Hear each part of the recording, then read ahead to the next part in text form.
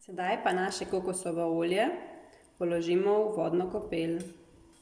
To ustvarimo tako, da v eno posodo nalijemo malo vode in znotraj te damo potem še v eno dodatno naše maslo, da ga ne segrevamo direktno iz tiste posode, kjer delamo.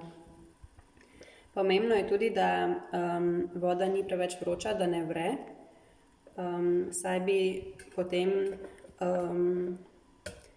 naše olje se pač hitreje pokvarilo v izdelku.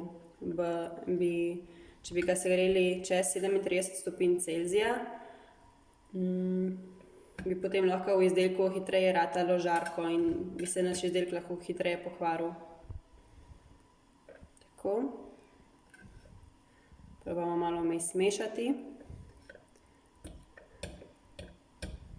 da se vsi delci raztopijo.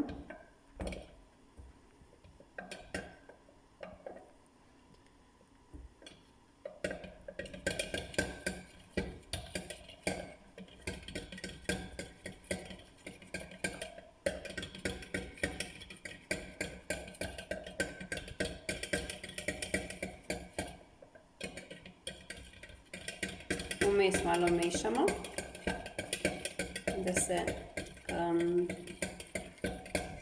raztapljanje hitreje odvija.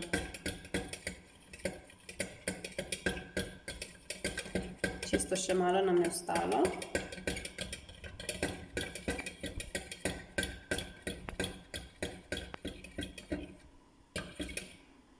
Tako, sedaj je naše kokosovo olje pripravljeno za nadaljnji postopek izdelave kreme.